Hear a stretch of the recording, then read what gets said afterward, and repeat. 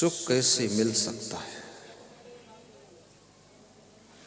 मनुष्य को दुख क्यों मिलता है? मनुष्य इतने पुण्य के कार्य भी करता है, बुद्धिमान प्राणी भी है, फिर भी जितना मनुष्य को चिंता रहती है, दुख रहता है, इतना शायद और किसी प्राणी को नहीं रहता है। पशु पक्षियों के पास में घर नहीं है, परंतु फिर भी उनको विश्राम मिल जाता है।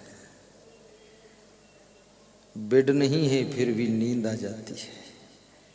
रजाई नहीं है, फिर भी ठंडी कट जाती है। और इस मनुष्य के पास में घर भी सुंदर है, बेड भी सुंदर है, रजाई भी सुंदर है, मच्छरदानी भी है। उसके बाद इसकी नींद भंग हो जाती है। रात भर कभी कभी सोचता रहता है, आंखें बंद करके सोचता रहता है, आंखें खोल कर भी सोचता है, दिन भर सोचता है, बाथरूम में स्नान करते करते भी सोचता है, रास्ता चलते चलते सोचता है। सोचते सोचते सिर दर्द होने लग जाता है, ब्रेन की नस फट जाती है, फिर भी इसका कोई पार नहीं मिलता है। क्या हो गया है इस मनुष्य को? भगवान श्री कृष्ण ने एक बहुत अच्छी बात कही है। उन्होंने कहा है कि तुम कुछ लेकर यहाँ आए नहीं हो। क्या लेकर आए और क्या लेकर जाओ? व्यर्थ चिंता क्यों करते हो? मृत्यु लोक में जन्म हुआ है, एक दिन मृत्यु तो होनी ही है। ये परिवार का वियोग भी होना है। जब तक जीवन है, कर्तव्य का पालन कीजिए। जहां तक संभाल सको संभाल लीजिए। जब तुम्हारे शक्ति से बाहर हो जाए तो जो हो रहा है उसको स्वीकार कीजिए। भगवान कृष्ण ने अपने परिवार को बहुत संभाला, बहुत संभाला। एक दिन उनको समाचार मिला कि 56 करोड़ यादव आपस में लड़कर मर गए। भगवान कृष्ण ने ठंडा पानी पिया, हल्का मुस्कुराए और सोचने लगे, जिनको भगवान भी नहीं पूरा संभाल पाया तो इंसान क्या संभालेगा? ये तो कुदरत की व्यवस्था है, सब सिटिंग इसी प्रकार से चलती रहती है। टेंशन मुक्त प्रबंधन करना सीखो। बड़ी बड़ी फैक्ट्रियां चलाओ, बड़ी बड़ी फैमिलियों को संचालित करो, बड़े बड़े आश्रमों का नेतृत्व करो, लेकिन अपने आप को समझा लो कि ये सब खेल, आंख खुली है तब तक है, आंख बंद हो जाएगी मेरे लिए खेल खत्म हो जाएगा। और जन्म के साथ में जिंदगी का दूसरा पक्ष मृत्यु भी जुड़ी हुई है।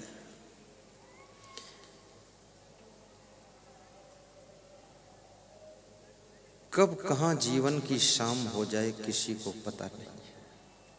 क्या भरोसा है इस जिंदगी का? साथ देती नहीं है किसी का। क्या भरोसा है इस जिंदगी का?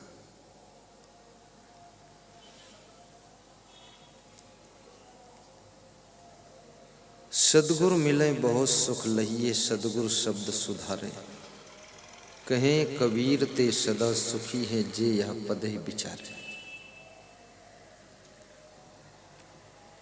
तुलसीदास ने भी एक बहुत अच्छी बात कहा है कि मानुष तन सदगुरु मिलब, मोक्षम इच्छा होए। दुर्लभ तीनों परम है, पाए सुयोग न खोए। मनुष्य का शरीर मिलना ये भी दुर्लभ है। पुनर्वित्तम पुनर्मित्रम पुनर्भार्या पुनर्मही एतत् सर्वम पुनर्लभ्यम न शरीरम पुनः पुनः।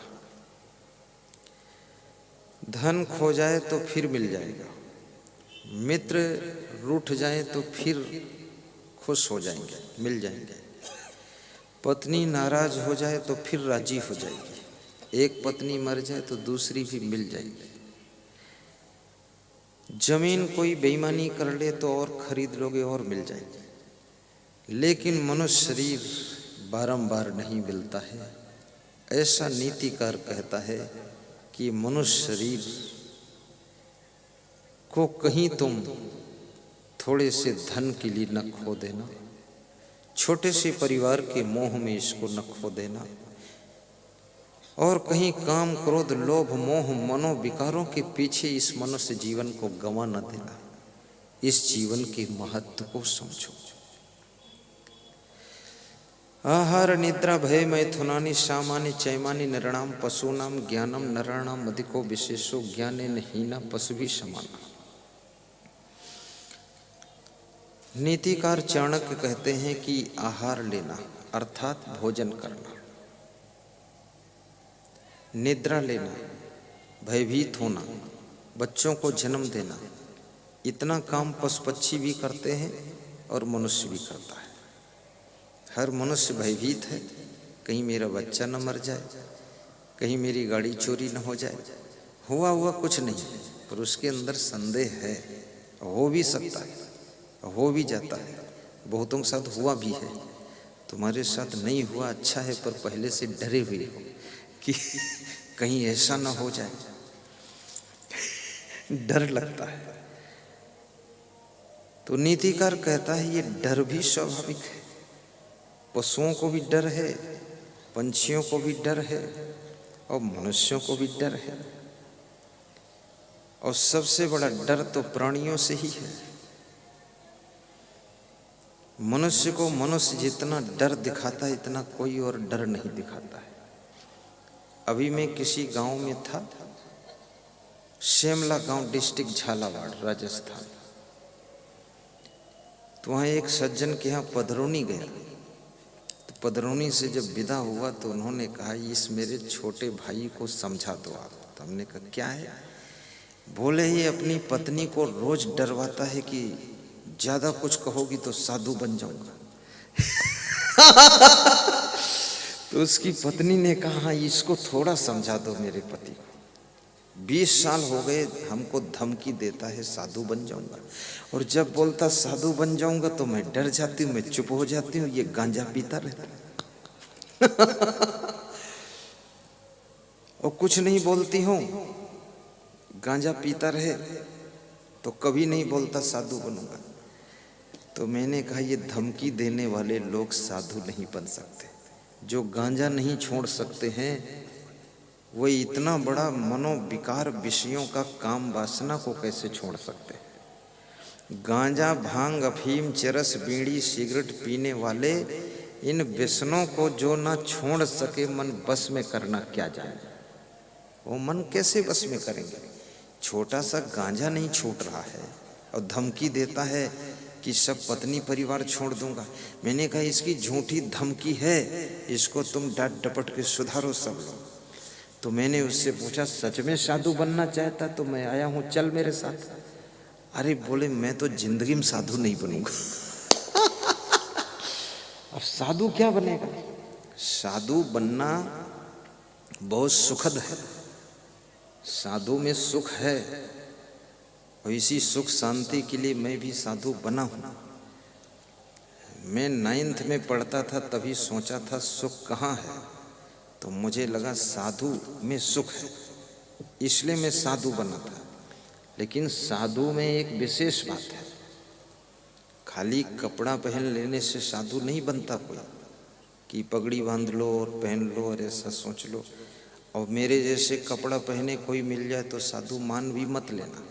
कपड़ा बदलने से साधु नहीं होता है, नहीं होता। लफड़ा बदलने से साधु बनता है। और जिसके पास पहले से लफड़ा ही ना हो वो तो बहुत महान होता है।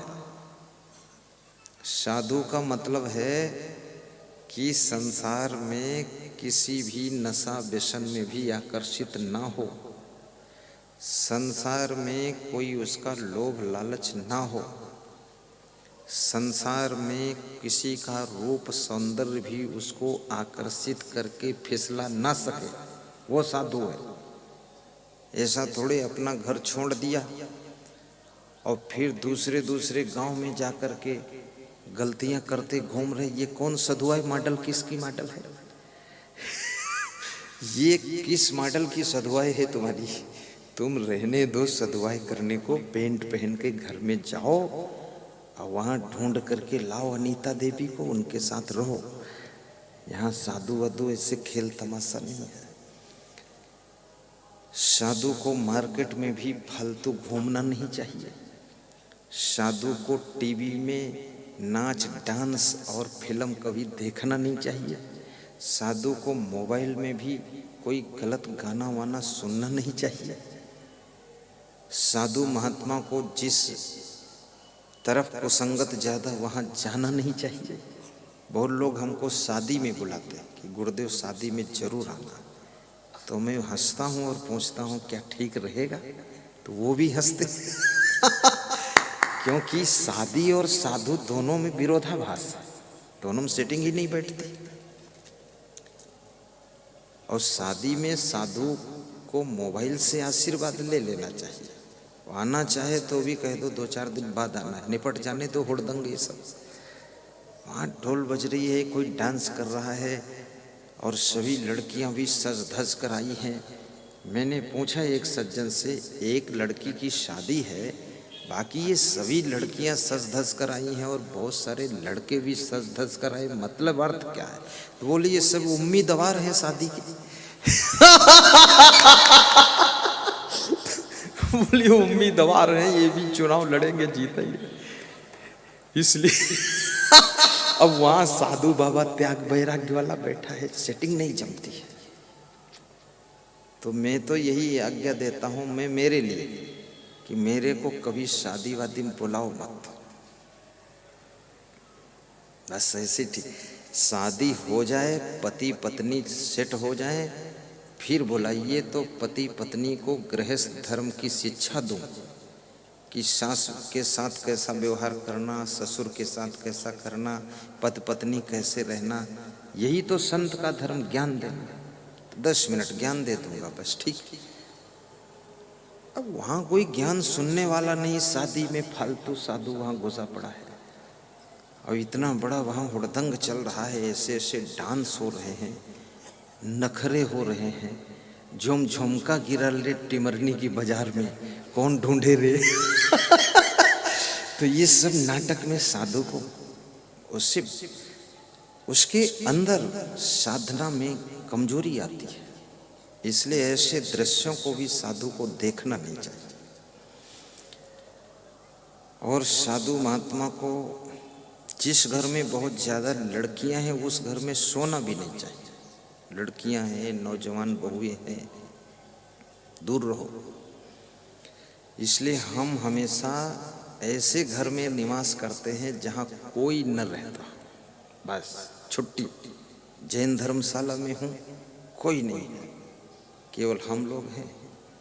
2-4 कभी भगत आ जाता है, वो रात ठोरा तो वहीं रुकवा देते हैं पुरुष को, क्योंकि गलती हो ना हो लेकिन कुसंगत से दूर रहना चाहिए साधु को। और तुलसीदास कहते हैं नारी पुरुष दो होए त्यागी तदप रचिए जिम तृण आगी। स्त्री पुरुष दोनों त्यागी हों फिर भी उनको अलग अलग ही रहना चाहिए,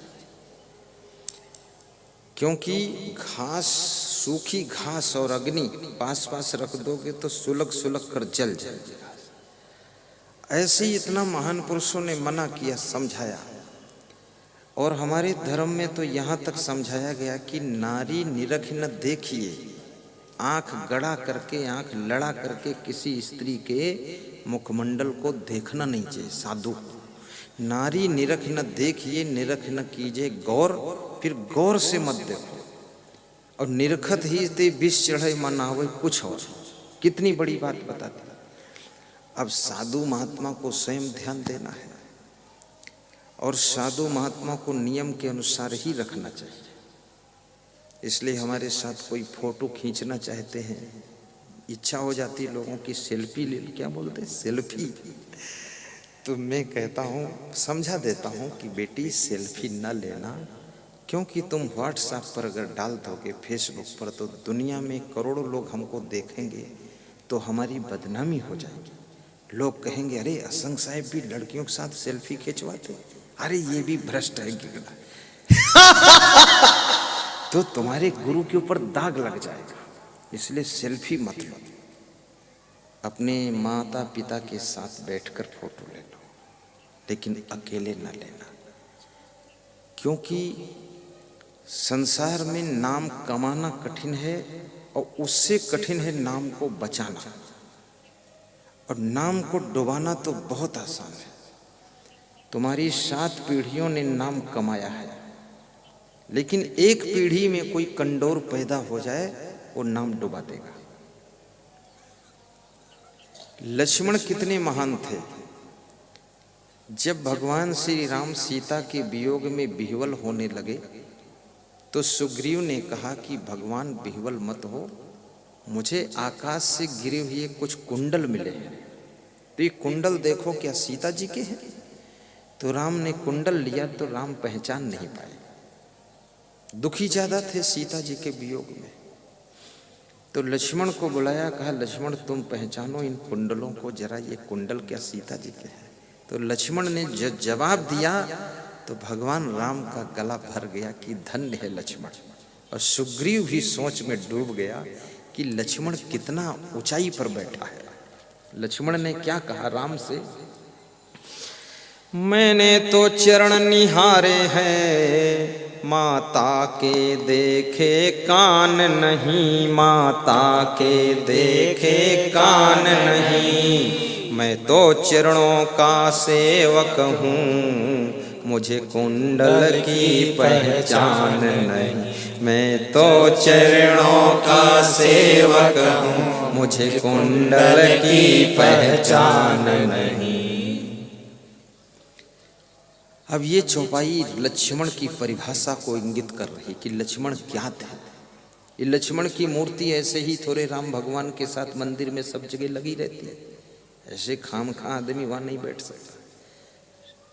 भरत शत्रुघ्न को बहुत कम मंदिरों में स्थान मिलता है, लक्ष्मण को मिला। बहुत साधु जैसी वृत्ति थी, साधु लक्ष्मण। उन्होंने कहा मैंने तो केवल माता जी के चरण निहारे हैं, ये नहीं कहा चरण देखा, चरणों का ठीक से दर्शन किया, चरणों का सेवक हूं। मैंने तो उनका मुखमंडल देखा ही नहीं, तो कुंडल की हमें पहचान ही नहीं है। हम कान वान उनके देखे नहीं, कान भी नहीं देखा, तो मुझे नहीं पता ये किसके कुंडल। तो राम ने कहा अब सीता जी की खोज हो गई, जब तू इतना महान है तो काम हो जाएगा, ठीक है। ये लक्ष्मण की महानता थी। इतनी पवित्रता गृहस्थ आश्रम में रहने वालों में त्रेता युग में होती थी। भगवान राम के छोटे भाई लक्ष्मण इतना निर्मल मन के थे, विकारट तोड़ दिया।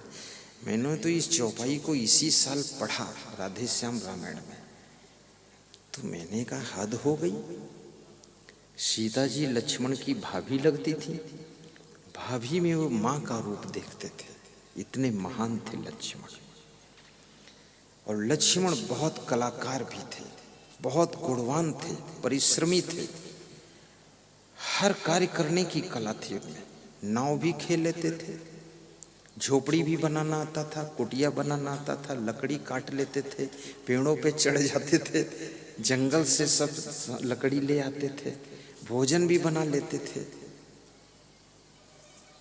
जिस आदमी में सभी कार्य करने के गुण होते हैं, वो उसके मन में जो लक्ष्य का उसने चुनाव किया है, वो लक्ष्य उसका बहुत जल्दी पूरा होता है। लक्ष्य मन का अर्थ यही है, तुम्हारे मन में जो लक्ष्य है उसको पूर्ण करने की शक्ति आपके समस्त गुणों के द्वारा ही पैदा होती है।